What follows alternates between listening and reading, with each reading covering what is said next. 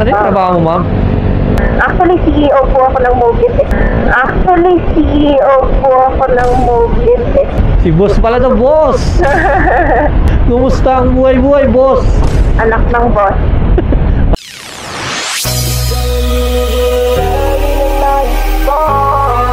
Marikit na dalangin ko, kang magbigay ng kulay sa aking mundo. Sa ibang habang buhay na.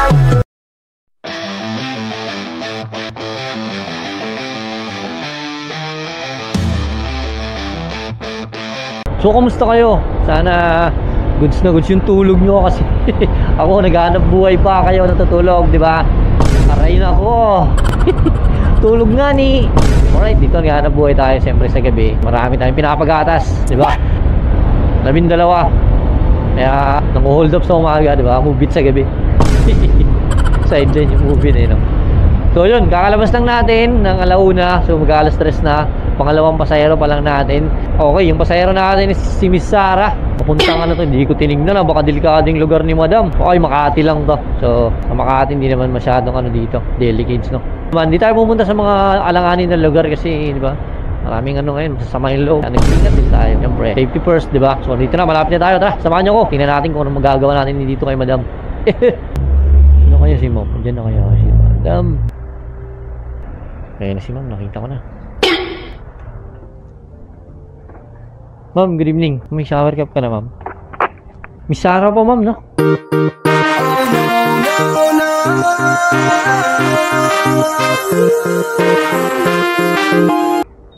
May shower cap ka na agad? Nag-Mobit po papunta. Kanina. Sige po, ma'am. Ang social naman po ng ano niya. Bakit, ma'am? Ma'am, tutok mo yung mic para magbigay ka ng additional tip. Okay po. Okay po. Ito mga atin, no? Okay, chat. Tayo po ngayon ay uwi na. Dahil wala silang Gcash. Nakarating ko lang po dito actually. Ganun. Taga saan ka, ma'am? Taga-saan po ako dyan? Kung saan niyo po ako drop po. Oo, ano? Not good. Tatanong pa tayo, no? Taga Makati ito si Madam. Yes. Ano po yung camera niyo? 8 Pro? 8 Pro lang alam ko eh. Ano, ma'am? Yung luma, ma'am, yung RS. Yung bago Ace Pro, ito muna, ma'am. Ito yung sinundan. Pati helmet, parang bago, wala pang gasgas. Oo, gusto mong gagasgasan yata ni Madam. Actually, nahulog yung helmet ko, ma'am. Ng isang pasahero ko, kaya bagong-bago yan, ma'am. Pero yung seryo, alam ko sasakay kayo, kaya bumili na ako ng bago. Kaya pala ikaw po yung naglalagay sa ulo. Opo, ma'am. Siyempre, kailangan, ano. Gentleman tayo para malaki yung tip na binibigay, di ba? Ano pala yun? Puro tip, buraot tong driver. Joke lang, ma'am, huwag ka magbibigay ng tip. Bawal mangingi ng tip, ma'am, sa Mobit. Pwede mong reklamo yun. Ganun po kayo? Oo. Yung ba, sa pilitan ba, ma'am? Napipilitin ka na, ano? Ma'am, dagdagan mo to kasi malayo.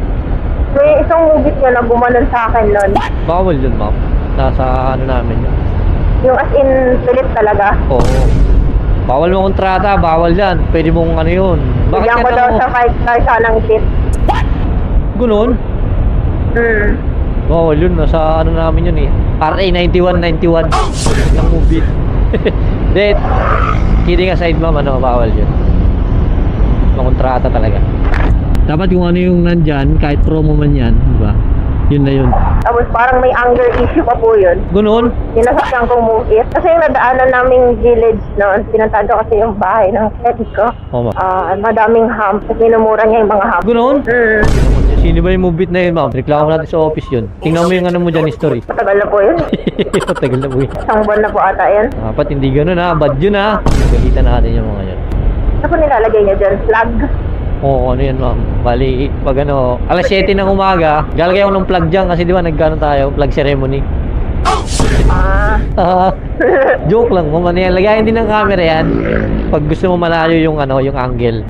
May pa-angle. Dami nakalagay sa motor ko, no? Mukha na pong cyborg. Try ko na po yan daw. Pero big bike po nun. Ikaw nag-drive, ma'am? Hindi po, wala pong lisensya. Pero maanong po ako. Kahit big bike, kaya mo? Big bike po talaga yung naano ko. Oh, ganun. Wala lang lisensya. Sarap mag-ride mo, ma'am? Opo. Parang ano ba yung tinatambayan namin doon sa Tagaytay? Yung Cafe Moto ata yun. Relax din mag-rides. Ako mahilig din ako mag-rides, ma'am. Malalayo din yung pinupuntahan ko. Ikaw po? Oo. Mukha naman po, cyborg po yung ano niyo. Magugulat na lang po, kunyari Makati lang kayo, tapos mukhang cyborg yung ano niya. Kung saan po ako nagpupunta kasi nagkakarnap ako ng mga nang-hold up. Ganun po ba? Ang ganun po. Naniniwala ka ba sa mga sinasabi ko? Baka i-report mo ako ha? Na-report ko na po eh. Sir. In advance eh, no? Na-report na pala. Kakaupo ko pa lang kanina, sir. Mukhang nakaw to. Hindi mo ang mubit. Tayo dyan, na-report tayo ni man. Hindi ngayon ka lang nakasakay ng mubit na may ano mo? May ganito. May mic, may... Yes. Ganun ko lang. Cyborg. One transformer eh, no? Ano ba to? NMAX? Ano ma'am? ADB. Yung ano, Adventure 150. Adventure bike ko. Pang ano talaga, pang biyaheng malalayo. Buti hindi ka mahihain nun, no, ma'am. Yung ibang customer ko, ang hirap kausapin. Siguro, mga pagod na rin galing sa trabaho. Ikaw ma'am, mukhang hindi ka naman galing sa gimmick. Parang nag-unwind ka lang dun, ah. Hindi, wala pa nga po 10 minuto doon kasi pagkabayad ko doon, wala daw pong Gcash. Eh, wala na po ko ibang dala. Wala pong cash, wala pong card. So, hindi ka nakapagkape doon or something? Bala ko po sana doon sana mag-work. Tapusin ko yung hindi ko natatapos sa work. Grabe naman, anong oras naman? Kailangan din ng pahinga. Buong araw naman po ako tulog. Ganon? Ano yung trabaho mo, ma'am? Actually, CEO po ako ng Mobit. Patay tayo dyan. Si boss pala to, boss! Kumusta ang buhay-buhay, boss? Anak ng boss. Anak ng boss pala tong ano natin eh. CEO ng Mobit eh. So, ano po yung parang nakalagay sa mga ano ng rider na safety training certificate? Saan nila nilalagay, ma'am? Sa tabi po ng pangalan ng mga rider. Meron ba yung sa akin, ma'am? Hindi ko po alam. Pero pansin ko kasi, ever since nagkaroon ng gano'n na naglalagay sila ng certificate, parang mas, ano bang word na yun? Mas nagiging boss. Maingat. Hindi sila maingat? Mag-ingat na nga ako, ma'am. Baka i-report mo ako. Maingat ba ako mag-drive, ma'am? Okay naman. Pero kasi before na, ay hindi, maraming beses na ako nakasakay ng Move It na ano. Oh, akala ko mabagalan niyo po talaga eh. Stoplight pala. Na ano, ma'am? May nasakyan po ako before na may one time sobrang bilis niya tapos lubak-lubak na kulang na lang lipa rin na kami. Tapos sa BGC naman nakatingin siya dun sa kabilang road, di niya napansin humps na yung nasa tapat namin. Minsan kasi alam mo, ma'am, kung bakit nagmamadali. Bakit po? Kaya marami na didisgrasya kasi nag-aabol sila ng incentives para makarami. Oo nga. Karamihan, gano'n. Rush hour, pag umaga, kasi doon yung mga promotion ng incentives namin eh. Pero sobrang risky talaga. Then, syempre, customer first. Anong oras po yung incentive? Parang narinig ko may oras lang po yun eh. Oo, umaga. Dali lang kasi magpabilis eh. Mahirap magpahinto. Dito na, ma'am? Apa. Ma'am, nagbablog pala ako. Ay, talaga po ba? Talaga. Nakapatay po kaya yung ilaw. Walang ilaw yan, no? Ay, ganun po ba yun? Yan bukas yan, no?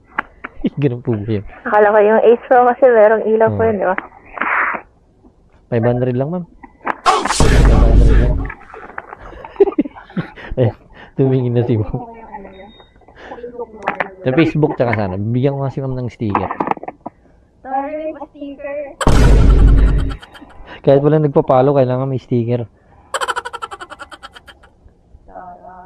Ay, ano pala to? Naka Gcash. Ma'am, salamat. Ma'am, saling kita sa vlog ko, okay lang.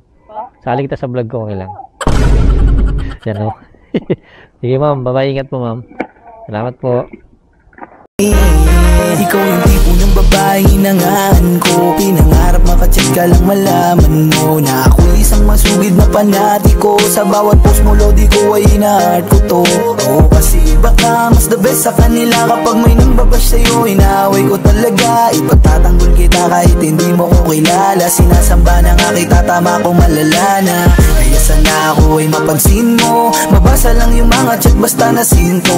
Manotify mo lang sa live mga komento. Mabati mo nang haya ko na kukumpleto. Hi miss, matagal na kitang sinusubae ko yan. Baka pwedeng paki-follow back